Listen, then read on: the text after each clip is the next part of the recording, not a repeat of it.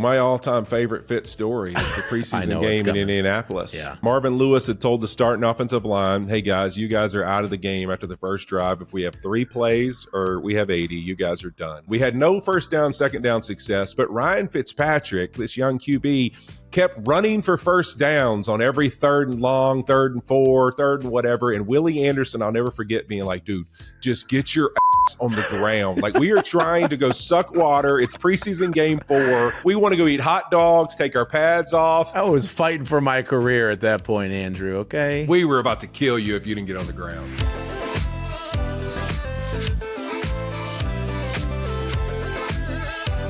Welcome to Fitz and Whit, the show still trying to normalize Hawaiian shirts and make hoodies with blazers high fashion. We're brought to you by DraftKings. The crown is yours. Make sure you subscribe to our YouTube channel so you never miss an episode. Leave us a rating or review wherever you get your podcasts. And yes, we would love to hear your thoughts on why Josh Allen is the MVP, or if you love big men touchdowns as much as we do. We are here for you. Yes, sir, Fitz. I'm excited about this week. We got some good stuff. We got a new segment. We're going to introduce Hot Route. Hot Route! Hot Route! Red 7. We're here to share some fun observations of this weekend's games. Yeah, I also want to talk about how you pulled a Devondre Campbell the night of your birthday. I would love to talk about that and get into that in a little bit. I'd love to hear about it, too, because I don't know exactly what you're talking about. We're also going to try to get to the bottom of who is Justin Herbert.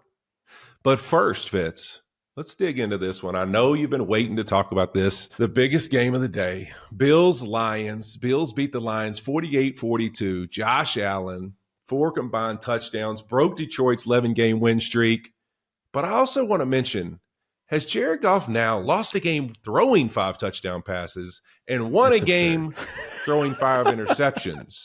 I think that's a pretty rare feat to pull off. But it was an awesome game. I think there's so many things to dig into this one, but I know we got to get Fitzmagic's opinion. What was your biggest takeaway on this one? Well, I've won a game throwing 6 touchdowns and lost a game throwing 6 interceptions. I don't think that's the same. But before we get into that, I'm curious on Sunday, can you walk us through your setup? How are you watching the games? And I just want to get a visual of you on a Sunday sitting on the couch or wherever you are. Well, my setup is obviously I'm going to have as many games on as possible. So what I do in the living room, because I'll usually make the kids, whether they want to or not, they're forced to watch football. So I'm going to put the old 4 screen, you get the multi-screen up on the main TV in the living room. So YouTube TV, multi-screen. And then outside, as you know, I have a drop-down TV on my patio, the big dog. So I bring the drop-down TV down, and that's kind of like the main game I'm really interested during that block to watch. So I put that one up there. Sometimes if it's like, for instance, this past Sunday, the morning block of games were, let's just call it what it was, pretty boring set of games. So I just put Red Zone on that big TV just so I can catch every little highlight. And what about the volume? Volume's on the big one? No, volume, I'm really kind of bouncing around on the multi-screen to what's going on, live action, that I like. Okay, so you're actively moving. Oh, no, I got both remotes in hand. And if I see a red zone play that I want to catch up to, I click over there and turn that volume up. I just have it on mute, but it's on loud so that I can click it right on and hear what happens. Okay, and how many Christmas trees would you say you have from your... Behind that TV, actually, if you went TV to the outside TV... There's 1 in the living room, there's 3 on the patio, and then there's 7 Christmas trees behind the outdoor TV. I can confirm. So I've seen them all. I can confirm. That is an actual description. 11 Christmas trees. Okay. Well, my setup, this has been a couple years in the making, but thank you to YouTube TV for what they did. When my wife was out of town, I put 4 TV screens up in our little bar up above the garage, and she came back, and this is why I love my wife Liza so much, was not upset that I did it without asking. She thought it would balance out the room if we put 4 more up. So I have 8 TVs on a wall and then 2 on the other wall. Those are the original 2. We thought we'd only need 2 TVs, but no, we need 10. And so my setup is similar to yours in that on the 4 TVs, I'll make that 1 screen and we'll watch the main game. A lot of times that's the Bills game when that's playing, or the big game of the week. Those other 4, we'll split them up. YouTube TV, thank you. And then on the 2 on the side, we'll have whatever, Red Zone. Or the problem is when you do that, though, or at the end of those games, when they start flipping to other games, sometimes they're off. So you can see a play maybe before you actually are viewing the play on the TV you're watching, and it gets annoying. But it's an awesome setup.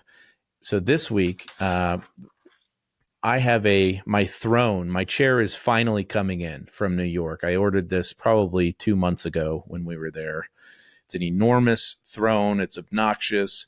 But we started a thing in my house where all the kids are going to be picking games for the week. Whoever picks the most games correctly gets the throne for the next Sunday. Now, whether they're in there watching games, I like this. I'm very excited for it. This next Sunday is going to be the first time we do it. Even if the person's not in there, if they don't want anybody to sit in the throne, nobody's allowed to sit in the throne. If, say, my daughter wins and she loves her father and she's not watching maybe the first set of games, maybe she'll let her dad sit in the chair. But I want to bring that up to say that my daughter Maisie, 11 years old, on Sunday this week, did not miss a game. Maisie, not one. Let's go. And I'll say it was. Let's go, Maisie. It was probably helped out because the teams that I played on went 7-2, and the 2 losses. That's a good weekend. Yeah, the 2 losses were games playing against teams that I played for. So she's always a homer and picks my teams. She had to make some tough decisions. I think it was Cincy and Tennessee, and it was Miami and Houston. So she made the right picks there, but. After Sunday, she's undefeated. She's going to win the throne this week. Can't wait. But but Fitz, hold on 1 second. Yes. I just want to make a point since you said 7-2. Mine were undefeated. So, I mean, if that matters or not, 2-0, Bengals and Rams. But let's start with the biggest game on Sunday, in my opinion. Bills beat the Lions 48-42. Josh Allen had 4 combined touchdowns, broke Detroit's 11-game win streak. And Jared Goff has now lost a game while throwing 5 touchdowns and won a game while throwing 5 interceptions. I don't even know how to make sense of all that. But what was your biggest takeaway from this one? All right, my biggest takeaway, and I'd love for you to get on this track because I think there are children that listen to this show, but Josh motherfucking Allen. I mean, how about those Bills? The alien. Pick your poison with these guys. He didn't even throw a pass. He didn't even attempt one to Amari Cooper, right? It was Ty Johnson out of the backfield. It was Keon Coleman with the 64-yarder down the field. It was Kincaid back in the lineup. We had the spectacular, not being talked about enough, Dawson Knox, one-handed catch in the fourth quarter. Sick catch. Mac Hollins making the play, a cool play. Dan Campbell calls the onside kick with 12 minutes left in the fourth. Interesting. Mac tips it up to himself, returns it to the 5-yard line. Here's what I'm going to say about the Bills. They have scored 30-plus points in their last 8 games. Yep. The Chiefs have not scored over 30 points all year. I'm going to leave that one there, and you can do that with that what you may. But the offense is obviously not what concerns me about the Bills right now. But with a different brand of football being played in the playoffs, this is what I want to throw to you. The Bills are now one of only 5 teams in NFL history to score 30-plus points in 8 straight games. Let me give you the other 4. 2000 Rams, 2007 Patriots, 2010 Patriots, 2013 Broncos. Yep. What do those 4 teams have in common? And we'll keep the Bills aside for now. They all had Hall of Fame quarterbacks. And they all didn't win the Super Bowl, Fitz. And all of them didn't win the Super Bowl. I don't know if that makes you happy or sad, though. Well, I'm just saying that it's great that they've got their streak, that they're scoring points like crazy. But you tell me about this defense because this is 2 weeks in a row where it's been a sieve. Yeah, I think that's the thing that concerns you. And I said it, really last week. I don't want to live in a world where I know it's fun to watch and I know it's exciting and it's probably what's going to, put him in the MVP. Really, he's the front runner right now. And I think he's going to end up being the MVP of the league, and Josh Allen. I think it's going to help him do that, but I don't know that it's going to win playoff football, and I don't know if it's going to win you a Super Bowl, because when you look at it, 2 weeks in a row, you've basically had to score 45 points or more to win a game. I mean, you're 1-1 in 2 games, and you're averaging 45 points the last 2 weeks. That, to me, makes me pretty nervous. I mean, the Bills joined the 1966 New York Giants as the only teams in NFL history to score 40-plus points and give up at least 40 points in consecutive games. Those pesky Giants of 66, man. Come on, great team. But listen, to me, it's that. It's can this team find those moments? You saw Ed Oliver had some moments early in the game yesterday. He was really, honestly, probably the one guy that stuck out to me up front for them defensively. But when you get into the playoffs, you think of the moments that the Chiefs have had with Chris Jones and different guys making plays. I even think of Frank Clark, some of the big moments he had in their playoff runs. Can Von Miller have some of those moments for them? It hasn't been his best the last 2 years after being injured. We were kind of hoping we'd see some more. Seem little glimpses at times, but it just isn't there. And then Greg Rousseau at times shows up, but they're going to have him. Now, here's the good thing, because you've touched on this Chiefs offense and the inability of them to score points and all that. You've said it over and over again, but here's the reality. Last year, if we just say 1 point difference, the Chiefs they scored 31 twice last year, and I think they scored 40 once. So really, if you make it 31, the Chiefs only scored over 31 once last year, and they went and won a Super Bowl. So why am I bringing that up?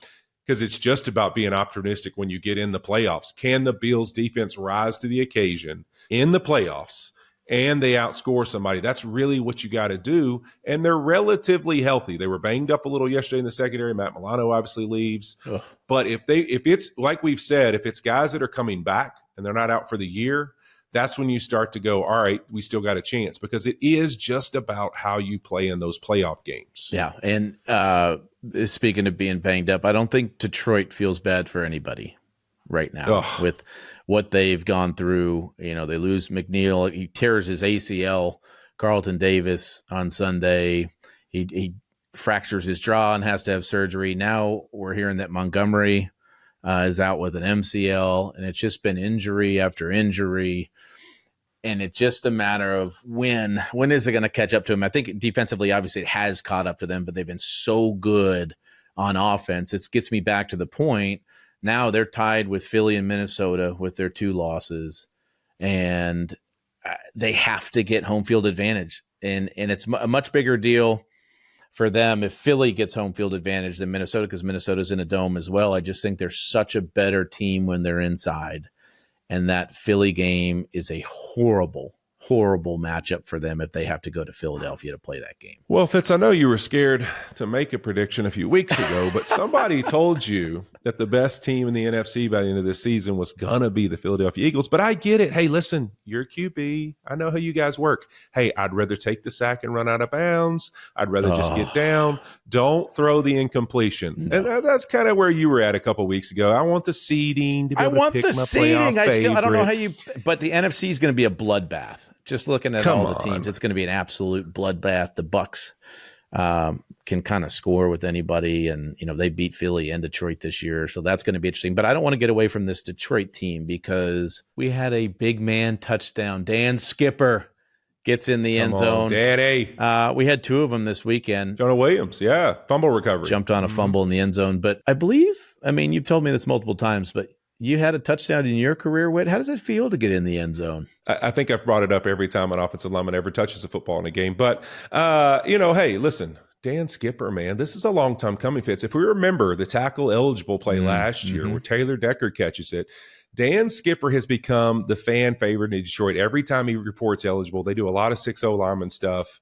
So the fans go crazy every time he checks in. I'd go Jared Goff 1, Dan Skipper 2, probably. It's it. We're going to start getting Skipper chants now after the touchdown. So Skipper gets his touchdown, his first NFL touchdown. Not his first NFL catch, but his first NFL touchdown.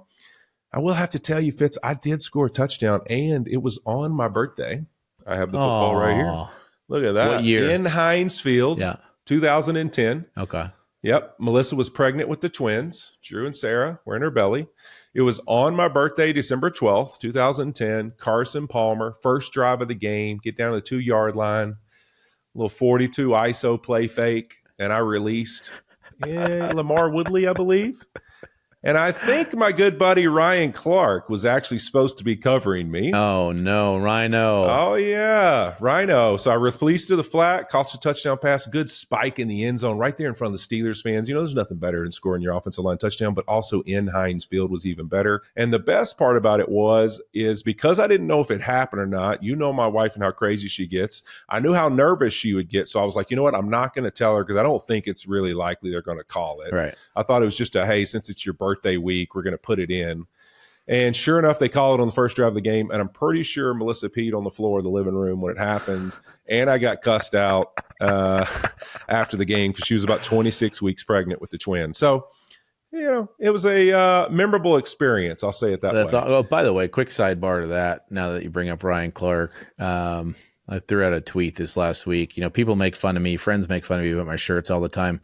Did you see what he was wearing at the Cowboys game? Can you just can you ask him to tone it down a little bit? I know you guys are buddies, and I know he's got a sense of style that is different than my or your sense of style, but can we tone it down a little bit? I mean, listen, the guy is out to make a statement, okay? He's got a lot of confidence, and he's trying to make statements, all right? Yeah, I got you. I'm going to get you an AW pin to put on your lapel. You're going to give me an AW? Yeah, I think that'd be great. I think I'd actually wear it probably. Yeah. Speaking of your boy, Ryan Clark played for the Steelers.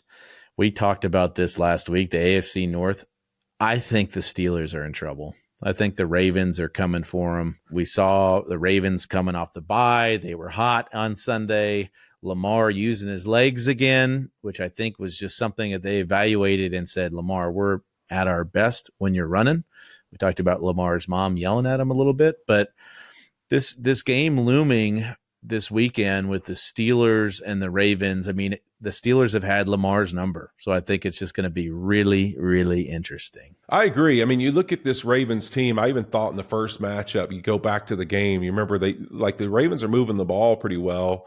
And then you get the Herbig fumble. He punches out the ball on Derrick Henry. Some inopportune moments for the Ravens in that game, really missing some kicks too. I just think, to me, when I watched the game, it felt like that, man, this is one of those Steelers games where they just come up with all the freaking plays that annoy the hell out of you, and you end up losing to them there. But I really didn't watch the game and think, oh, this Steelers team's better than this Ravens team. Yeah. And so I think that this is a moment for Lamar to really say, all right, we've talked about him and Josh Allen, how they're in this MVP race. To me, if Lamar wants to get back in that and change the narrative, this is one of those, because it's like, hey, you got to erase, like, the Steelers have owned you a little bit, not really been your best performances. Can you have that performance, take control of this division, and really propel this team into the playoffs? Because this was a team that after the first 4, 5, 6 weeks of the season, you're saying, all right, even though the Chiefs beat them, I think the Ravens may be the best team in the AFC. Can they get back to that? Because right now what we have seen is that they haven't won a game when scoring less than 24 points. Yeah. They've had to score 30 or more in the last 9 wins. I mean, yes, they can put up points, but can they play what is winning football here in the last part of the season with Lamar Jackson? That's really the question of the hump they've got to get over. Yeah, and it goes back to, the conversations even from last year. Todd Monken, are we running the ball? What version of Lamar are we getting?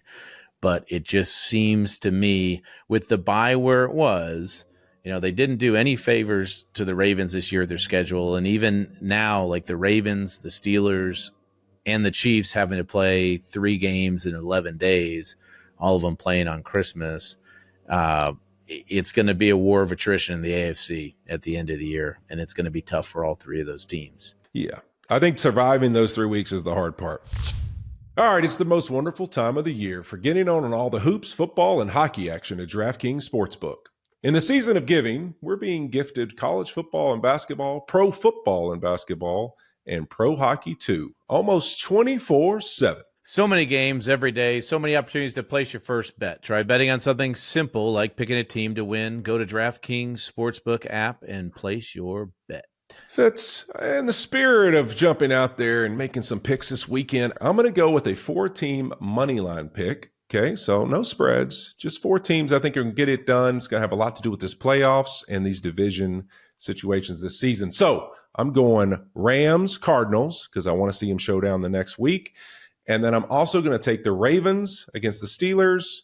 And, of course, Thursday Night Football, I'm going with Sean Payton and the Denver Broncos to get it done on the road against the Chargers. All money line, but 4 teams that I think are going to get it done. My bet is going to be another parlay. Yes, I'm 2 for 2 in my parlays, the Jerry Jeudy parlay and the Josh Allen Bills parlay of last week.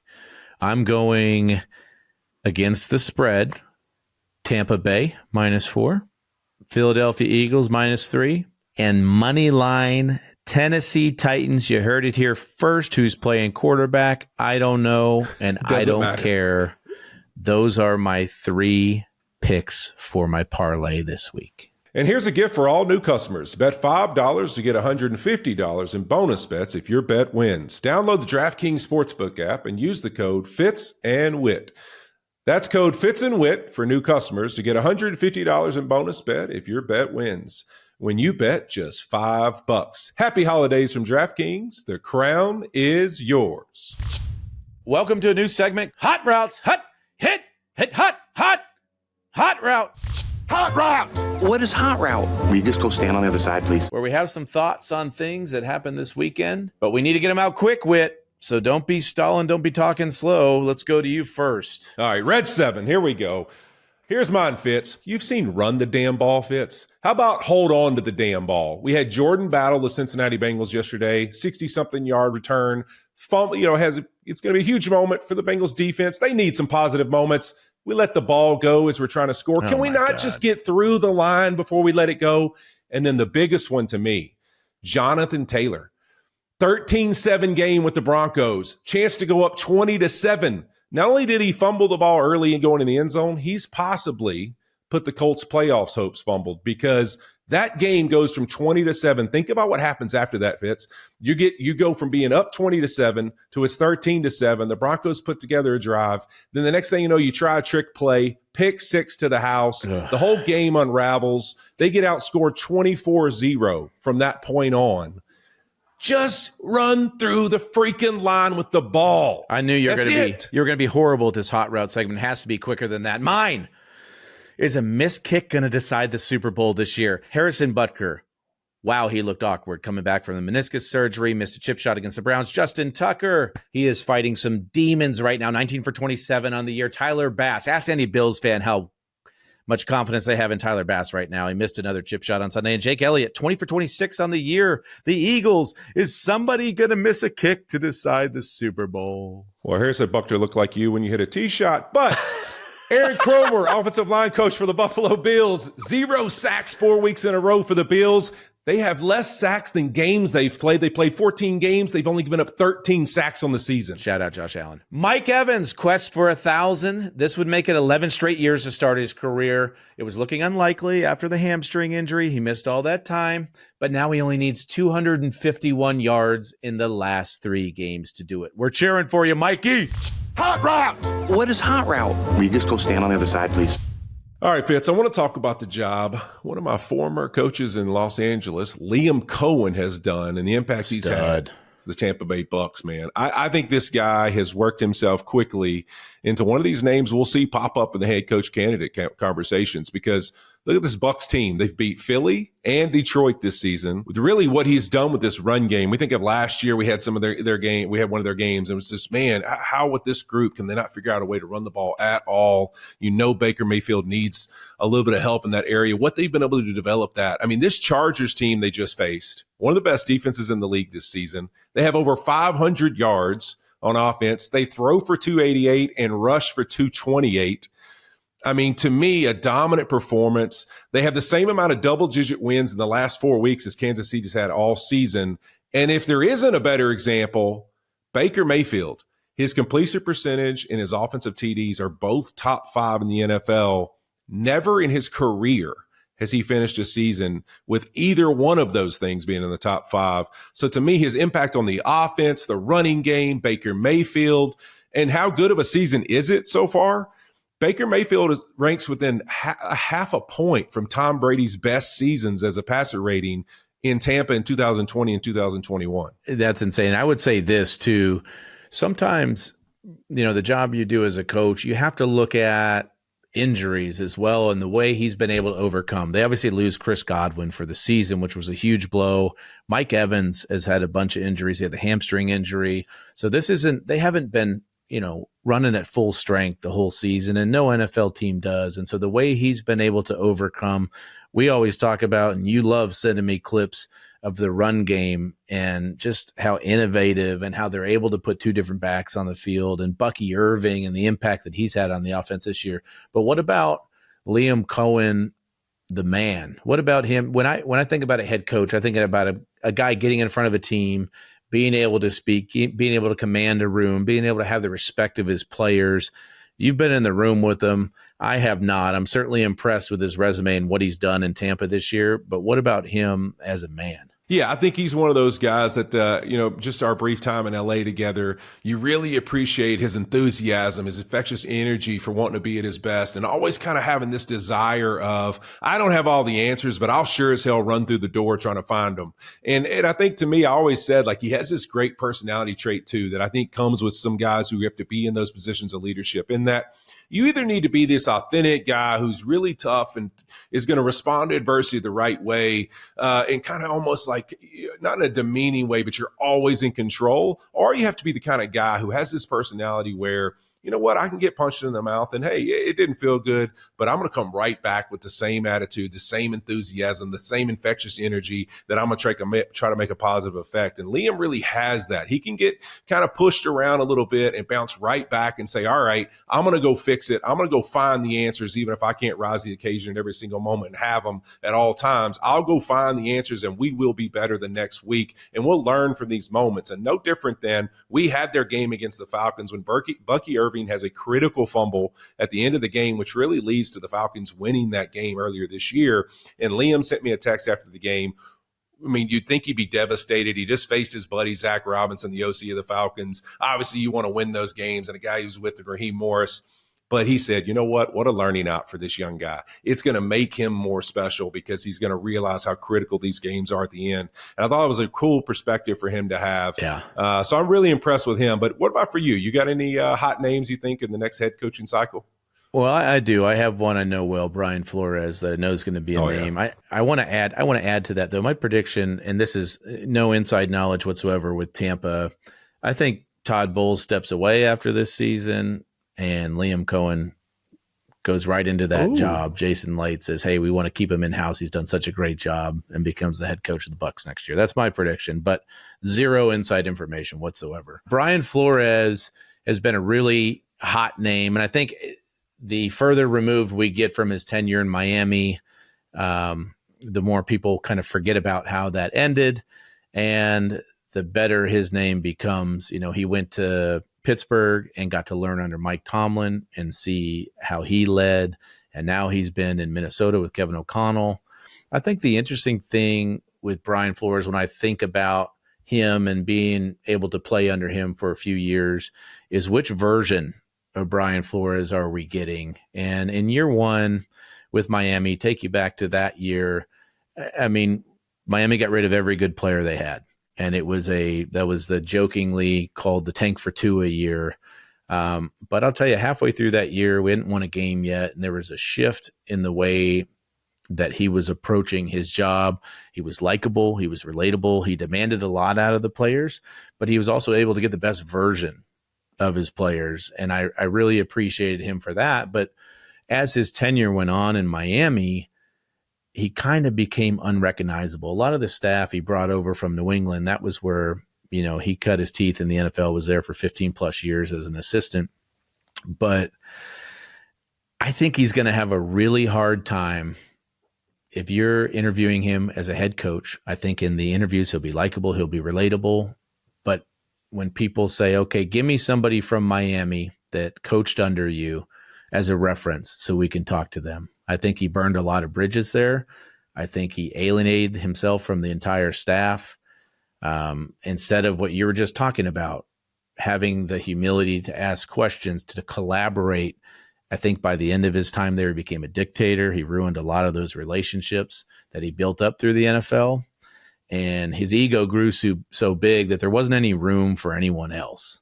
And so that was why he got released at the end of his tenure in Miami. I hope, you know, we love Mike Tomlin as a leader. And I know you have some experience with Kevin O'Connell, that whole collaboration thing. I think that's, you know, McVay and the people that come up through that system, for Flores to be able to watch Kevin for a year. I hope that helps him.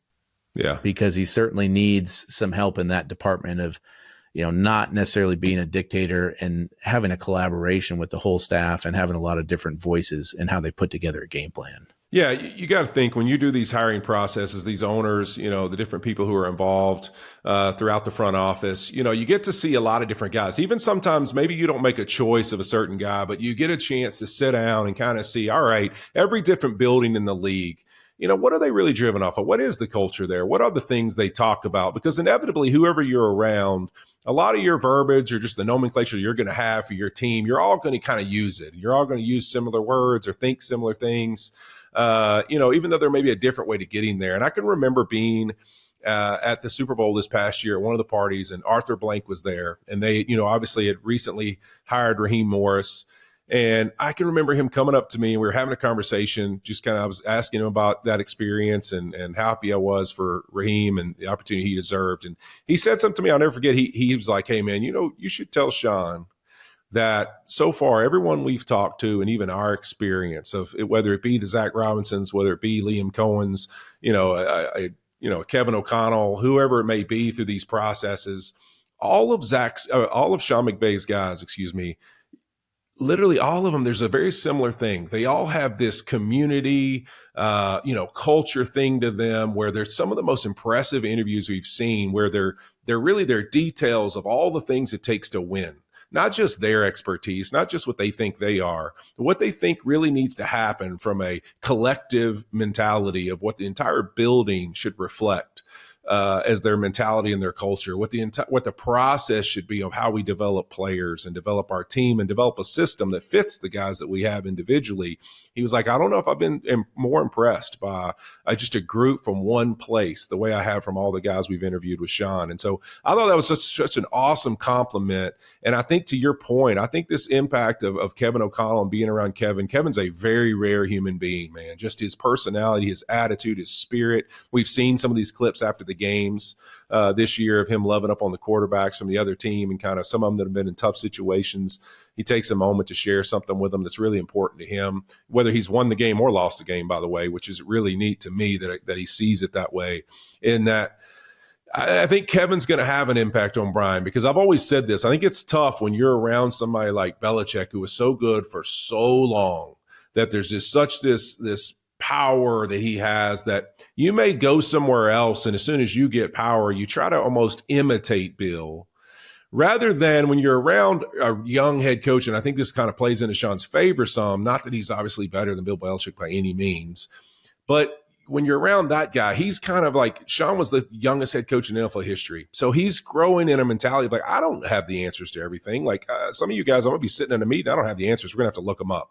Or we're going to have to figure it out. Or we're going to have to interview this guy or talk about it with this person and have a discussion to go find the answers together. You've kind of built a way to get there that's about the group. And it's about us not being able to just react to everything, but say, all right, let's figure out a plan on how we're going to respond to things together. And you've created that kind of culture within your coaching staff that there's free flowing conversations. And I think that's related now in this league to where you talk about all the relationships across the league and some of the head coaches that are having a lot of success. It's more of a collective mentality. Even Mike Tomlin talks about the collective more than he talks individual type things. And so I think that's really helped a lot of those guys coming up with Sean and having that success. And I think it'll help Brian to realize that maybe I don't have to imitate Bill, but I can emulate the things that really matter, the things that when it comes to character, when it comes to the way we have a daily process every single day, when it comes to what our culture inside the building is, I can emulate those things wherever I go next. And I think he's won some favor in Minnesota with the way he's kind of handled things these last couple of years. Even the awkward Tua conversation and the comments that Tua had about him, I thought he handled really well. Yeah, I think you hit it on the head. And the further removed he gets from New England and the more he gets to watch guys like Tomlin and KOC, the better he's going to be. I mean, I've talked to Coach Flores kind of about the things that he would change and maybe some of the mistakes that he made. But I'll tell you what, one of the most important things too is how did he treat other people in the building? And if you ask the training staff, if you ask the equipment guys, if you ask the people that serve the meals, the custodians, everybody in that Miami building loved him. That's on awesome. That side of the ball. It just became such a power-driven ego trip in the coaching meeting rooms of it is my way or the highway. There wasn't a collaboration. I heard some horror stories after I left And so I think he's going to have a hard time getting some guys on that staff to say, yes, I would love to coach for that guy again. That being said, I do think he's learned a lot. And I do think that he's shown, the job that he's done in Minnesota this year has been unbelievable. He's such a relatable guy when he just is himself. And I think that's the most important thing for him. And hopefully the thing he's learned the most is you are enough. You don't have to be anybody else. You don't have to try to imitate Bill Belichick. Be you. Guys respect, appreciate you, and want to learn from you. So he's going to be an interesting one in the cycle because of how successful he's been since he left Miami. And even in Miami, he had success. You remember, they fired him. They went on a big win streak at the end of the year, but it had gotten so bad with his personality amongst coaches and management in that building that they didn't see a path forward with him. So I think he's learned his lessons. It'll be interesting to see when he gets in those interviews how he performs and what teams are going to do in terms of research before they hire him. Before we dive into our Thursday night football game this week, I have a bone to pick with you, Whit. Oh, no. Here we go. So, we had the game, Rams at the Niners. Devondre Campbell walks off the field. You get all the commentary afterwards, and his teammates are pissed, and rightfully so. I thought it was interesting and the right move for the Niners not just to cut him because they want to penalize him for doing it. They don't want him to go on to a different team. They want him to not make his money, so they suspend him. And that is where we're sitting at that situation right now. What do I do with you? I don't know. First of all, I think I sang happy birthday 5 times on Thursday. Great. That wasn't all you. That was too much. I know, but it was other people. Hey, it's Whit's birthday. Yeah, we know it's Whit's birthday. We did 3 segments on the show. We sang happy birthday in the morning meeting. But then this is what gets me going. After the game, like we normally do, we've got a place in the hotel. We've got some oh boy, I know where you're going pizza, now. Some snacks, some drinks, just for everybody to unwind and enjoy a few cocktails and talk about how fun the game was. Some of the things that went on during the game in the truck on the field. Well, the birthday cake comes out. Yep, you guessed it, and we have to sing happy birthday again. But 6th time, much like Devondre Campbell.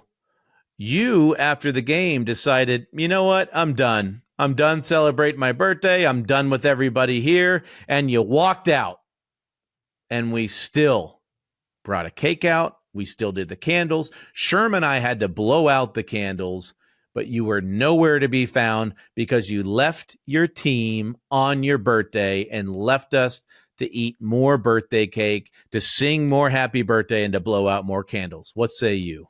Well, I caught a little ride home, Fitz, and it's funny you say that because I actually decided the Rams offered me a ride home on the team plane, so I went home with the Rams. Whoa. And sure enough, the first thing that happened is I get on the plane and Sean McVay gives me a big hug and makes the entire coaching staff sing me happy birthday. And I was sitting there thinking to myself, these guys are like, what the hell are we doing? We want to celebrate our win. Instead, we're singing Whit happy birthday. But, here's the thing. You missed an opportunity to hang out with me probably because you were playing cornhole till 1 a.m. on Wednesday night. Right. So You're right. I think you need to be careful. I didn't get to see you on Wednesday night either. And number 2, listen, when Al leaves, I feel like Al's this tone setter. He was leaving too. Carissa left. Okay. Yeah, Tony was gone. Tony left. Yep. Here's the thing, Fitz. This is, what time of year it is? Have I told you this yet? No. So a lot of people talk about jingle bells. Mm-hmm. Okay. Yeah. I like to talk about jingle keys. And here's why. Team NFL on Prime probably needs to hear this speech as well. Okay. I'm leaving the game early. You're out with your buddies on Wednesday. Carissa, I couldn't find her on Wednesday. The team's tired. Sherm's been groggy. Yeah. Tony's labeling his drinks in the green room. I mean, he's got his name on them. The last time I saw somebody label the drinks in the green room is when I played with Terrell Owens in water bottles. By the way, he was so pissed. You stole both his Diet Cokes. Who writes their name on their drinks? I mean, what are we talking about? Anyways, so this whole entire group, we need to regroup, all right? Because it's jingling keys time, Fitz. And what I mean by that is in the NFL season, when we get to December, it's about the teams that can make the other teams do what? Jingle their keys. Because every single guy in every locker room, every coach, if they were honest with themselves, I gave my own team, the Los Angeles Rams, this speech in 21 when we went to the Super Bowl. our last half of the season, I said, listen to me, guys. You can all be honest. At some point, you guys have thought about what the offseason could look like. Where you want to go first. Oh, I want to go to the beach and get in the sun. Oh, I want to go see mom and dad. Oh, I want to go to this cabin that I have wherever. You've thought about locking the door and going home for the offseason. Every single person does it. You're tired. You're worn out. It's been a lot of hours in the building. You've thought about jingling those keys, locking the door, and booking your airplane tickets. But this part of the season's about who can throw their keys in the back of the room and say, I'm here for the rest of the year. Whatever it takes every week to make the other team have that thought about jingling their keys. That's how you play winning football in December and January. Can I make my opponent think about, man, it'd just be nicer rather than taking on this moment, rather rising up in this adversity. We got guys injured. We got guys beat up. Can we make the other team jingle their damn keys? That's the only thing that matters this time of year, baby. I got it. And you got me fired up. And I think it's a great speech. It has nothing to do with you leaving early and us having I know. Did you see how I just did? I just changed the conversation? No, that was good. You go. See, that's what you got to do. You got to get a detour. I like it. Here's my question. You fly home with the Rams. If they would have lost, would the offer still have stood? There's no chance in hell I would have gone on the plane if they lost. I mean, do you think they would have still done the happy birthday song for you if they lost, or how do you think that would? I was going to request it. I don't know if they would have been enjoyed to do it. I thought it would just go through the flight attendants and say, "Hey, let's lighten it up a little bit." Yeah, hey Stafford, do you mind? Yeah, that would have been great. All right, our game this week. This is interesting because we got a flex, the first ever Thursday night football flex. You are a very lucky man, get to stay in L.A. I'm sure you'll be jingling the keys at halftime. Thank you, Roger.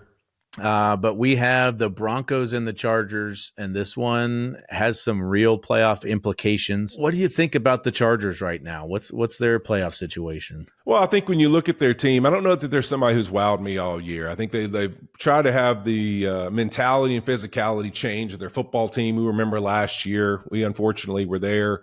Brandon Staley's last game. That was ugly. Yeah, I picked the Chargers to win that one. Yep, I picked the Chargers to win. I think we both did, actually. But we were there for that. But what has been clear, and I think is a win no matter how the season finishes out for them, I don't see them as a Super Bowl contender. But I do say it is very clear the mentality, the attitude of this team has completely changed. Yep. Their identity has changed. Yep. And that, to me, is a win in itself in the first year, the job that Jim Harbaugh's done. But to me, right now, they've put themselves in a tough situation. You got to make sure you take care of the rest of the season. Raiders and Patriots, you got to win both games, because if not, the Colts have the easiest schedule to finish in the NFL left to play. So they play Tennessee, in New York against the Giants, and Jacksonville. Like, they could win all three of those games without question. So for the Chargers, you have to win two of the last three to win out to be able to get in the playoffs. So they're in a tough situation. I don't think they're going to do anything other than make the playoffs, but I do think you could be really proud of how they've changed this year. They've even had some moments of taking out the chargering. You think back to the Bengals game. Like, man, the Bengals come all the way back. You're sitting there going, oh, no, here's this chargering moment again. This narrative's never going to die. And they find a way to win. So they've had some moments this year, which I think really you got to be really proud of to have accomplished. But I don't see them as anything more than a opening round of the playoffs type team. Yeah. The Colts, I wouldn't hold my breath, even though they have the easy schedule to win all three of those games. It's just been a really frustrating, disappointing season. Justin Herbert, I'm going to do a deep dive this week on the film because he's so confusing to me. I think everybody has anointed him already because he looks the part. He's a beautiful man. He gets his hair cut at Sports Clips and still looks great. He's only thrown 2 picks this year, and that's the narrative. Oh, he doesn't make mistakes, but he plays super conservative and careful. You know, we're looking at Josh Allen, Lamar, Burrow, Baker, Hurts, Jared Goff. They all have 30-plus touchdowns, and some of those guys approaching 40 this year. And Herbert, in 14 games, has accounted for 18 touchdowns. And so, great, we're limiting the mistakes. Yes, he doesn't have the weapons that some of these guys do. Yes, it's a different offensive style, but you sit there and the sacks always pile up on him. When they get behind in games, I don't feel like he's the kind of guy that's going to bring them back, and hasn't showed it a ton this year. And then the other frustrating thing about Justin for me is he's so athletic. The most yards he's rushed for in a season is 302 on 63 carries. Wow. In my second season, Andrew, Ooh. as a pudgy quarterback from the Ivy League that couldn't grow a beard yet and ran a 4.88 at the combine, I ran for 304 yards on 60 carries. So all I'm saying, I can attest to your scramble ability, Fitz, because I will say my all-time favorite Fitz story is the preseason game in Indianapolis. Yeah. You know exactly what's coming. And I think we had Marvin Lewis had told the starting offensive line, hey, guys, you guys are out of the game after the first drive. If we have 3 plays or we have 80, you guys are done. And we went on an 8.5-minute 13 or 14 play drive that who was the real reason we were moving it? Well, none. We had no first down, second down success, but Ryan Fitzpatrick, this young QB, kept running for first downs on every 3rd and long, 3rd and 4, 3rd and whatever. And Willie Anderson, I'll never forget being like, dude, just get your ass on the ground. Like, we are trying to go suck water. It's preseason game 4. We want to go eat hot dogs, take our pads off, and you're freaking treating us like it's the Super Bowl, damn it. I was fighting for my career at that point, Andrew, okay? I mean, we were about to kill you if you didn't get on the ground. But that's, my whole thing is we've anointed him, but he doesn't seem to be in the category with those guys. I don't think you can question his toughness. I think there still are questions maybe about his leadership ability, but I want to take a deeper dive into the film because statistically, the things that he's done in his first 5 seasons are some things that have not been done by many quarterbacks ever in the history of the National Football League. I just want to see him in that category with those guys. He's being paid in that category now. He certainly looks the part. It just seems like there's a little bit of a disconnect somewhere with Justin Herbert. I agree. We've talked about this a little bit, and I know you're a big proponent of guys that, especially at the quarterback position, are a little more aggressive at times. Like I seem to can tell you don't like some of these guys that live in this world of being conservative and protecting their numbers. And, obviously when you're taking a high number of sacks, that means you're also not throwing a lot of balls that you could get out of your hand. You know what? But it doesn't count against your quarterback rating. It doesn't count against your quarterback rating. They know that too. Come on. So, but to me, it's that. And when you look at the other side in this game, coming up this week with the Broncos, they're in a situation where, they got to close the season out well. But you look at Bo Nix. I can remember from us having him, in New Orleans with the Saints game. Obviously Sean Payton's return home and man, in that game, he looked so skittish and just nervous and those things. And you wanted, like you kept talking about, like, man, I've heard all these things about him in this relationship and how much he's growing. And I didn't see it tonight. But then since then, I mean, the guy's been on fire. He's really played well. But yes, is he still making boneheaded mistakes? Sure. But I think the thing I love, I even go back to the Cleveland game, where their first time ever, like we've said, oh man, he's lucky. He's playing with a great defense. He's playing with, a great running game, all these type things, right? You're saying, Sean Payton's controlling the game for him. In that game, Cleveland's scoring at will. He has to rise up.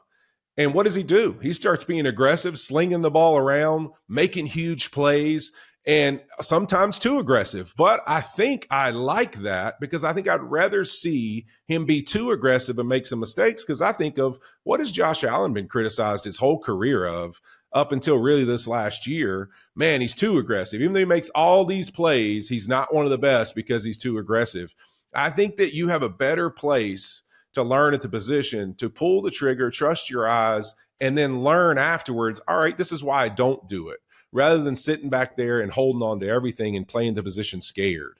I like seeing his aggressiveness at the position. Yeah, and it's just so funny thinking back to that game. We were almost scratching our heads. Like, Sean Payton is in love with Bo Nix, and that was probably, they win the game, but that's probably one of his worst games of the year, just in terms of really struggling, not seeing the field, missing an open receivers. And since then, he's been on an absolute tear.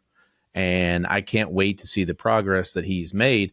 But I'm just telling you, Whit, this is a must win for the Broncos, because if they lose to the Chargers, okay, they play the Bengals next week. And if the Bengals win out, the Broncos lose to the Chargers, they lose to the Bengals.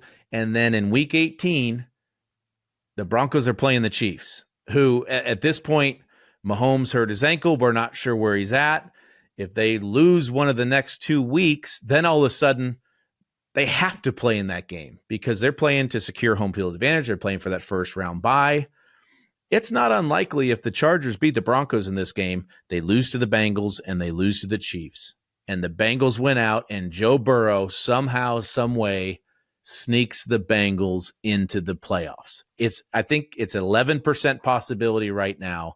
But if the Broncos lose to the Chargers, I'm nervous that the Broncos are going to miss the playoffs. Did you wear number 11 at any point? I did. I wore number 11 for the Bengals. That's right. Yeah. I don't think that's happening. Here's why I believe this. I think when I look at this Broncos team, yes, are they ready to me to put them in a group where I say, hey, they're competing for the AFC Championship and a Super Bowl? Yeah, I agree with people. No, they're not that team yet. But I do see them as a team that can handle business the rest of the way and get themselves in the playoffs and possibly be one of those teams you do not want to play in the first week of the playoffs. Because why? They play great defense. They get after the quarterback. They can play man coverage. They obviously have been able to show their ability in the secondary to play well. And then offensively, Bo Nix has shown that he'll be aggressive. He'll sometimes throw balls that you're like, oh, man, why do you throw that? Oh, crap, it's a completion for a big play. We've seen Sean Payton, the ability he has to play call and game plan, very similar to an Andy Reid in the sense of like he can put his quarterback in just awesome positions where all game long you're like, man, he didn't make any aggressive throws, but somehow they're just producing offensively. And then, honestly, I love this offensive line. I think the Denver Broncos offensive line has been one of the top pass protecting units in the league this year. They haven't ran the ball the way we might have thought they would this season, but to me, they're a great group. So a good offensive line that can protect their young quarterback. They have enough weapons to hurt you, and then they can play great defense. I think this Broncos team is one that you're a little scared if they get in, and that's got to be the team you've got to knock out first because they play what is playoff winning style football. Yeah. And just a quick shout out to Roger Goodell for letting us have this football game. We're so excited. Roger, I'm at home for Christmas. Thank you, brother. And I just have a quick up and down from Arizona. So, Roger, thank you. Well, that does it for this episode of Fitz and Whit, a Wave Sports and Entertainment original. Subscribe on YouTube, follow wherever you get your podcast, like and comment, and follow us on socials. We will see you next week. We out. See ya.